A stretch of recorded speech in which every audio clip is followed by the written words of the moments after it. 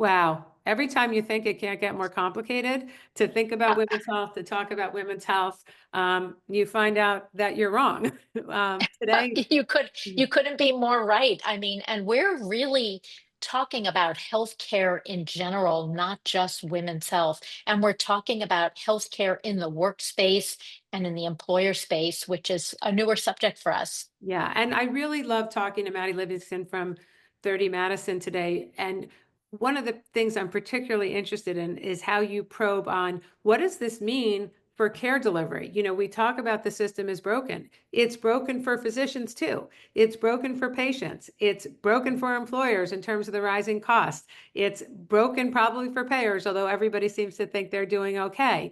So this idea that there's so many things we can learn about what the future of care delivery and care receival looks like is, I love how you point out those important nuances.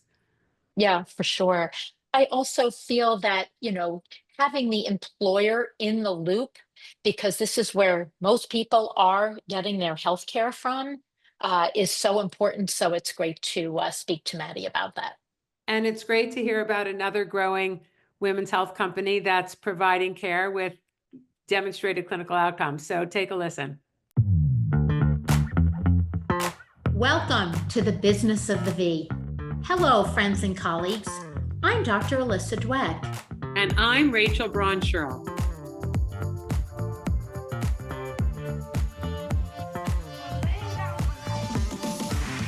Each week, we bring you the most fascinating investors, inventors, entrepreneurs, academics, and healthcare practitioners who are making things happen in women's sexual and reproductive health. If you are a woman, know a woman, have a business, or care about your V health and wellness, fasten your seatbelts and listen in to another informative and inspiring episode. We are so happy to have you with us today because what you're doing at 30 Madison is a really interesting model, and we want to learn more about it. Awesome. I'm so thrilled to be here. So tell folks who are listening a little bit about 30 Madison. It started as one thing. It's grown into something a bit bigger. Yeah, absolutely. So 30 Madison, I would encourage people to think about it as a large virtual health system. So just like a hospital has a bunch of different functions and specialties, we are doing that, but we are completely virtual. We are now the largest women's health virtual care clinic in the country, 2 million patients plus to date. We have about 700,000 active patients across our women's health clinical service lines. And that includes mental health, sexual and reproductive health, weight management, dermatology. And then we have a men's health business that we're known for that's called Keeps. We also have a brand that sits under kind of the overarching 30 Madison clinic that is called Cove. And that is the largest migraine clinic in the country. And so as you're familiar, migraine is predominantly a female condition. We do have men who have migraine as well, but most of our patients are actually female. And it's one of the most under-researched conditions out there and underfunded, might I add. And There's a so lot we of good are, competition in there for underfunded and under yes, research. absolutely. Migraine is also the number 2 cause of disability globally as well when it comes to neurological conditions. And so this is an area where I've spent a particular amount of time over the past couple of years. And I would also say, just generally to step back, what makes 30 Madison unique is that unlike some of our competitors out there who are primarily direct to consumer, we actually do both direct to consumer and B2B, which means that we work with payers and employers. So a lot of my work over the past 4 years that I've been at 30 Madison has been to take us from a business that is a D2C business and bring us B2B. So my work has been, how do we get our clinical care covered by insurance? How do we actually bring our clinical programming to employers to provide to their employees as a sexual and reproductive health benefit? And lots of learnings on how to do that, but it's ultimately grounded in a commitment to clinical research such that we have really, really powerful outcomes that when we go and we talk to payers and we talk to employers, it's very clear that we're improving the standard of care, but it's also very clear that the outcomes are efficacious and they're highly cost effective as well. When we think about the care model, because we are a telemedicine company, so our care is virtual, But what differentiates us as well is that we also have asynchronous care. So that is a, dynamic medical intake and then back and forth messaging, which leads to these very structured clinical interactions. So I want to, you're saying so much that we want, Yeah. like, we're both jumping out of our seat. The first question I have is on the business piece. Yeah, of course. You said that this is the biggest women's health virtual clinic.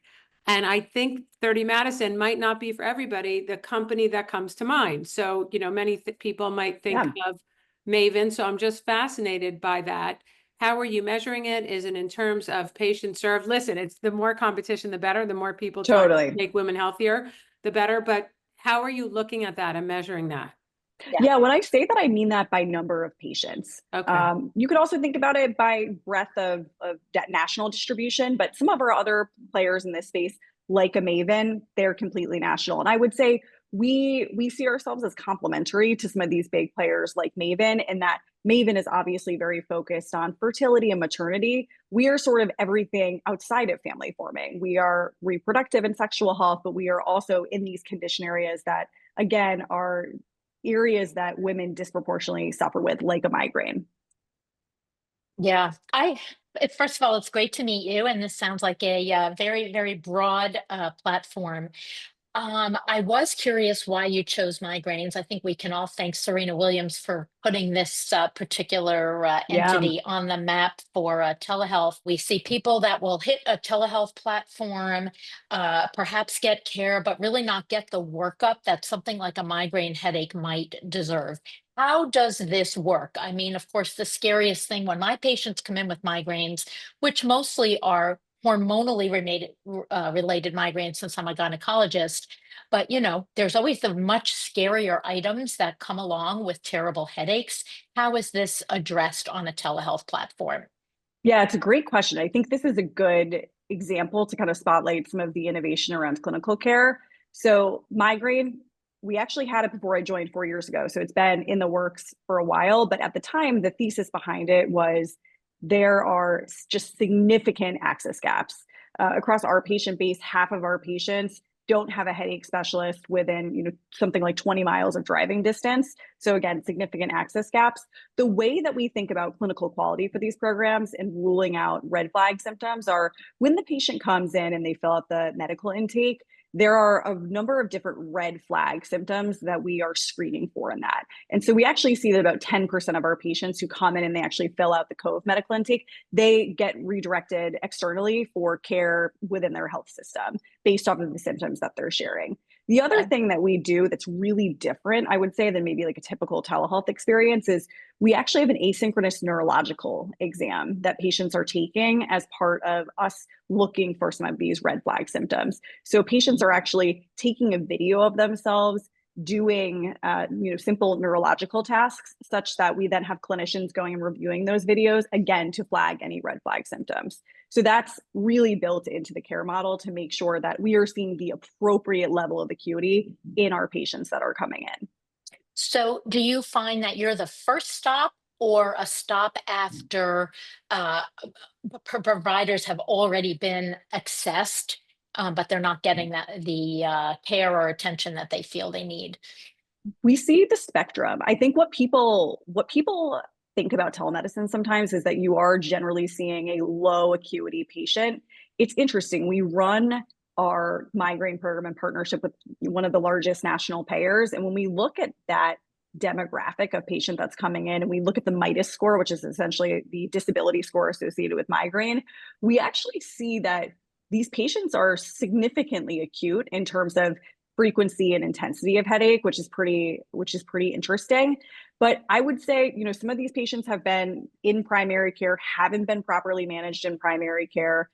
There's been some research around is this coming up in OBGYN visits? Oftentimes there's just not enough time to address it in that visit, given that they're there for a number of different other things. So that's certainly something that exists. We also have a fair amount of patients that have actually been seeing a neurologist, and to get into their next visit to titrate their medication, it's taking 6 to 9 months. So this is a stopgap for many patients who can't access a neurologist in time, or have been sort of improperly managed by primary care. Yeah, I think that's fabulous. I have to say it's frustrating for me as a practitioner to get somebody either in the middle of their care from a telehealth platform into my office because there are often no records to really look at. And I'm not speaking necessarily about migraine headaches, which of course is not my expertise, but I could see the management of medication and accessibility to just prescription refills would be super important. But it does give me a little bit of pause to think about somebody coming in for a very first visit with a severe migraine history or other medical issue history. And I just wondered what the level of care was like from a medical standpoint. So that really answers that. Yeah, every comment you're making, we get like this. We get so excited that we promise to keep you for a half hour, but we could speak to Yeah. for 30 days. So many questions that span the gamut from business and healthcare. So one of the ways that companies differentiate themselves in this space is who is actually delivering the care. So who is delivering the care, and is it a combination of MDs?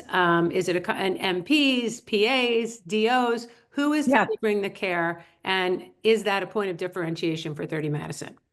Yeah, absolutely. So again, we get this question all the time. I'm sure. We have a range of different clinicians that work part and parcel as all of our service lines.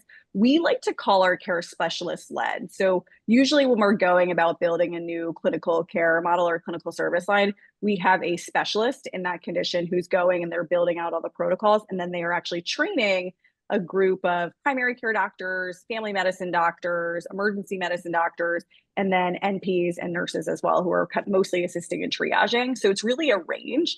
I would say there are clinical services where we more heavily leverage specialists. So one area where I spend a significant amount of my time is around HIV prevention. We have an HIV prevention clinical offering that we actually distribute into large national employers. So we're engaging employers in the fight to end HIV, essentially. And they take this up as a public health call to action that they want to, bring to light with their employees.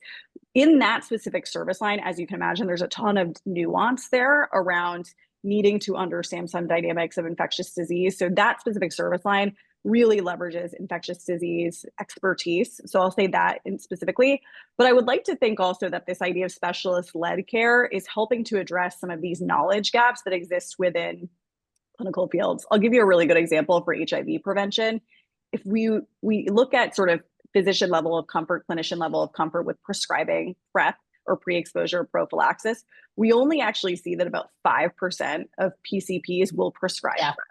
And it's a shame because that's leading to patient access gaps across the US, specifically in the South, where we're seeing rising levels of HIV infections. And so us being able to train and empower PCPs that we are working with that are part of the medical group that works directly with 30 Madison is really, really powerful in this instance.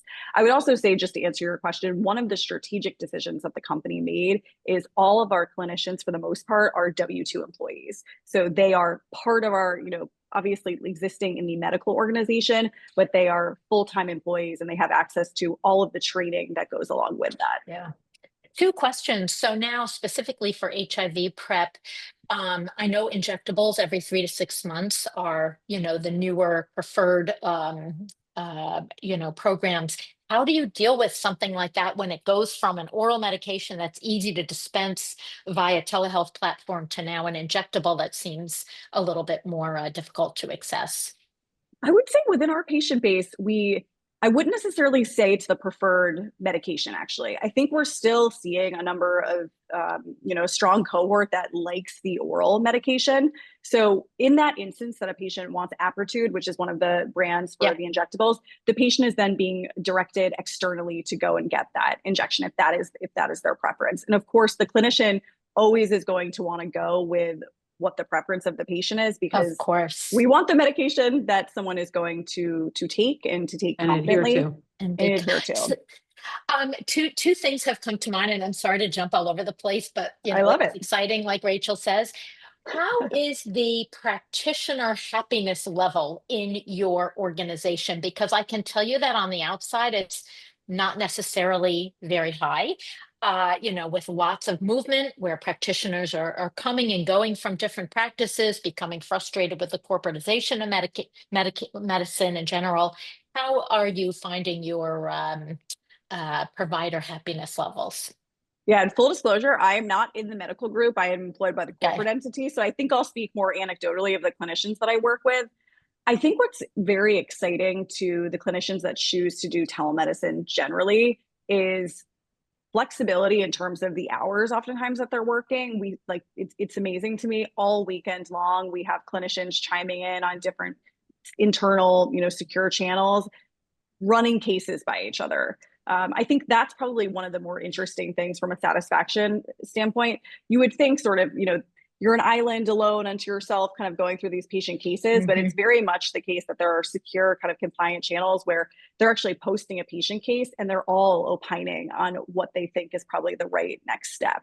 So that's been a kind of a fascinating thing. Like where in medicine do you get to do that so quickly? I mean, that's been kind of Well, it used to be, things. I mean, Alyssa, I imagine that We used days to. of yore. We used to actually meet face to face, which is Used to like have a conversations. strange thought right now. But I no, know. that's great to hear, and I'm sure the autonomy is really helpful with satisfaction. And people do forget that one of the original benefits of telehealth was flexibility for the physicians and in certain cases, originally like an off-ramp to being, in full-time clinical practice. Now it's morphed quite a bit. So you are in many different areas. You started with women's health and have added some men's health. How are you figuring out or determining what is the next therapeutic area that you're going to add? Is it availability of an acquisition? Is it you have the caregivers that already know how to do it? I imagine it's a complex algorithm that you're looking at, and you don't have to reveal your next strategic move, but I'm curious, how are you deciding? Because they don't necessarily fit together in a neat little sandwich. Yeah. It's a great question. I mean, by nature of having a large patient base and being a company that has these direct to consumer roots, we do a lot of patient surveying. So we are actually asking patients, where are you seeing gaps in your ability to access the type of affirming care that you want? So I would say we're built on a big foundation of patient surveying. And actually, we're about to deploy a patient survey now to ask a bunch of questions about what we're doing in 2026 in the back half of the year. So one, patient surveying. And just out of curiosity, how big a population are you surveying? It sort of depends on if we're going after a different clinical service line and asking very specific questions. But from a broader patient standpoint, we have about 600,000 to 700,000 patients, right? So we're getting a significant sample. And we will also do surveying externally as well, so non-patients too. But when we're asking specifically about patient demand, we're kind of able to tap into what are we seeing from the market in terms of what patients are looking for more of. I would also say this is probably one of the areas that contributes to clinician satisfaction as well. We're asking our clinicians, what are you hearing in your interactions with patients that makes you think that we should go here next? And so there's a lot of ideas coming from individuals who are they're talking to patients all day and they're seeing, oh, this is a question that always comes up. This is something that people are always asking about. So there's that. And then I would say on other areas, because we do have larger partners that we work with, we also are talking to external partners, like where are they seeing the gaps? So we have the privilege of CVS Ventures is an investor, for example. We have relationships with other payers. We are talking also to payers about where they are seeing gaps and being able to get solutions downstream to employers. What are employers asking for? And that is usually the result also of what are employees raising in their employee resource groups that are gaps in the benefits that we have. So there's a number of different ways that we think about where to go next, but it's usually feedback driven. I love that. So, and what you did, and we talk about this all the time, it really does depend who the buyer is, and so to combine the input from clinicians like Alyssa and customers and your venture partners who are seeing what is happening inside pharmacies and drugstores and payers. I mean, it really is a very exciting, comprehensive way to look at things. So you could really be the soothsayers or the predictors of what's coming next in women's health. And just to give people a sense of a survey sample, sometimes people are making claims on as few as 10, 25, 100 patients. So when Indeed. you hear Maddie say things like, we could survey hundreds of thousands, that already is way more comprehensive than the norm. I'm curious though, and probably you're going to tell me that you're already dealing with this, but I didn't see menopause or perimenopause as specific platforms that you're dealing with. Is this something either on your radar or something you're specifically trying to avoid because there are so many other platforms out there addressing this? No, so we would definitely never avoid something because there's other platforms focusing on it, because the need, as we all know, the women's health space, it's so great that we need to be in the spaces that our patients are asking for solutions. I'm smiling because this has been on my to-do list for a very long time. And I think there's been a lot of conversation about the right entry point into menopause care as well. Our patient base historically is skewed a little bit younger. We, primarily with our sexual and reproductive health business, which was sort of like our core business initially, those patients generally tend to be between 18 and 40. But as these menopause conversations have evolved over the last couple of years, 35, this is now the age that people are coming in and starting to look for some of these solutions. And I think our colleagues in the space have done a good job building a ton of momentum around this offering. So we are absolutely looking to kind of be in all of the areas that women are looking for solutions, especially in these, what I'm calling family forming categories. Here's today's hot flash. It seems that 74% of physicians offer telehealth in their practices. What's so interesting is, we've heard in many cases, one of my favorite examples is Milk Stork, which has a system to enable breastfeeding moms to travel, nurse, ship. They set up the whole infrastructure. And one of the ways they realized they were going to need to go from B2C to B2B is women started walking into the HR department and saying, we need this. I can't travel unless you offer this. I love hearing stories like, right from the trenches. Do you have stories like that where it was like a brilliant insight from a clinician that set you down a path, or 10 patients came in 1 week and said, I have debilitating migraines? I'm just curious because women's health is hard. You make it sound easy. It generally is very hard. And so I often default to thinking about, what is the work actually being done that's changing people's lives, to keep me personally motivated when sometimes it feels like you're banging your head against the wall. Can you share, either from an employer or your partners or even patients, some of the things that you say to yourself, we are on the right track? Yeah, absolutely. I mean, honestly, because I'm leading all of our external conversations, and again, I'll talk a little bit more about the HIV prevention space. And I will also say that sometimes people think that that is not a women's health space, but when you look at the infections and the level of rising infections, we are actually seeing a big uptick in infections in women, because women kind of generally think PrEP is not for me. And that has a lot to do with how it's been advertised historically. It has a lot to do with, discrimination and stereotypes and all of those things. And so we're actively trying to dismantle that, I would say, as well.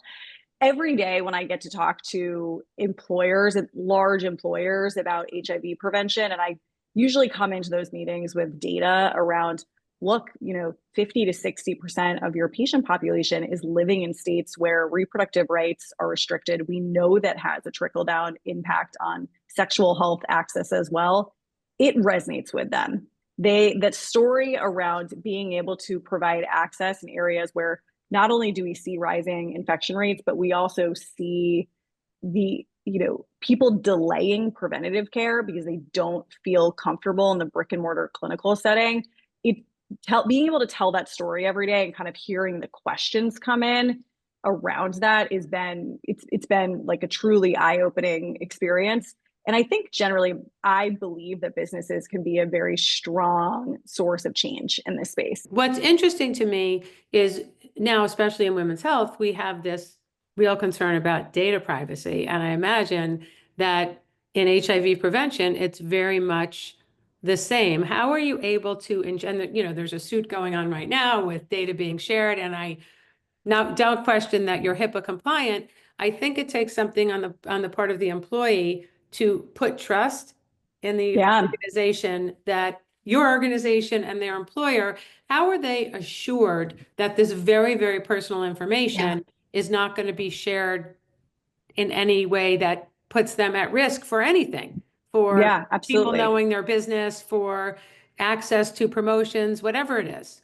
Yes, absolutely. So that is obviously number one. I would say because this program is distributed via a large national payer, the level of compliance and security and external reviews that it goes through is far beyond what you would see for a typical D2C service that a patient is accessing. Yeah. We are being thoroughly vetted by one of the largest national payers in the country, full security review.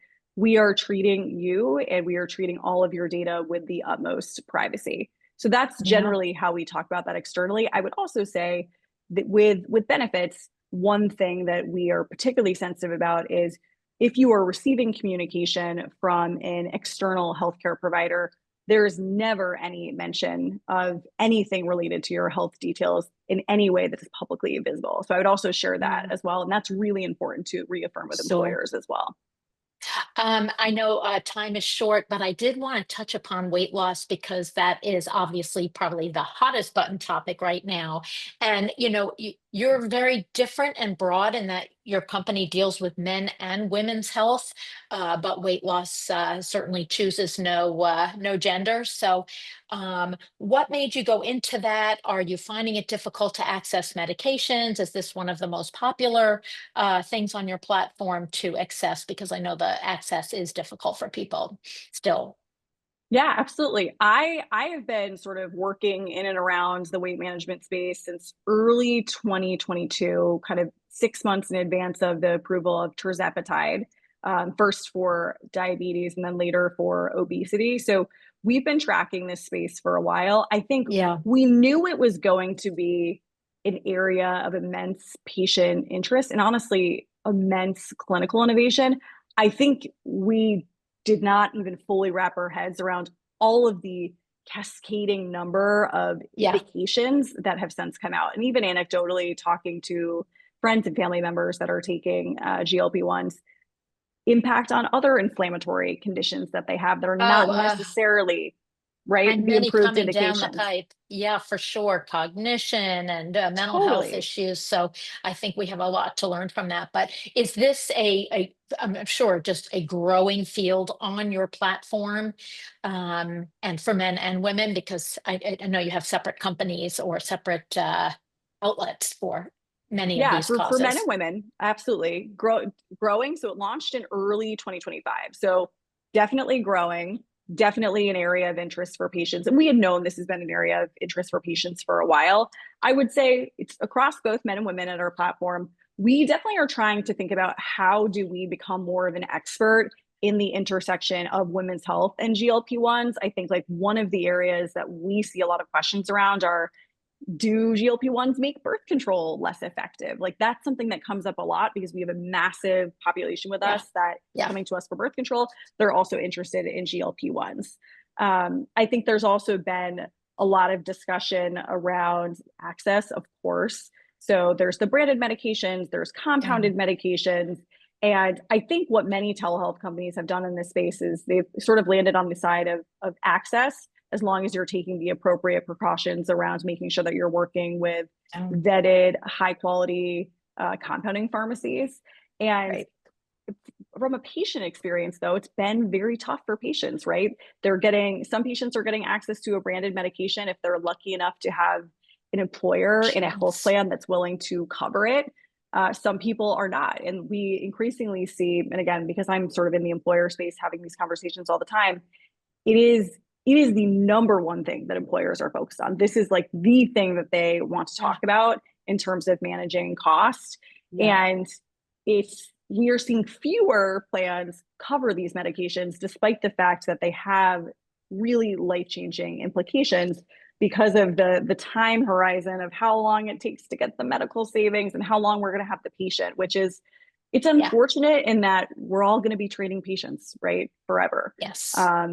And And the thing about the cost savings is there's not one centralized place where if I'm looking at 10 obese patients and it's very difficult for me as a physician or a system to compare the cost savings to what would have been in every other specialty area. What is the reduction in visits to cardiologists, reduction in heart attack, improved fertility, ability to become pregnant, increased productivity. It's just such a massive undertaking because I think the tentacles of the things that GLP-1 has, the GLP-1s have the potential to impact is huge. And it always goes back to the complexity of treating patients. Usually we're talking about treating female patients, but how many different systems are at play? I mean, GLP-1s are a great example, like pregnancy, Well, and things that it's such affect a every long-term part. horizon. Go ahead. I was just going to say it's a long horizon to see those benefits, so I don't even think they're measurable quite yet. But super interesting, and I applaud you. It's a very broad space that you've entered with both men and women with so many different causes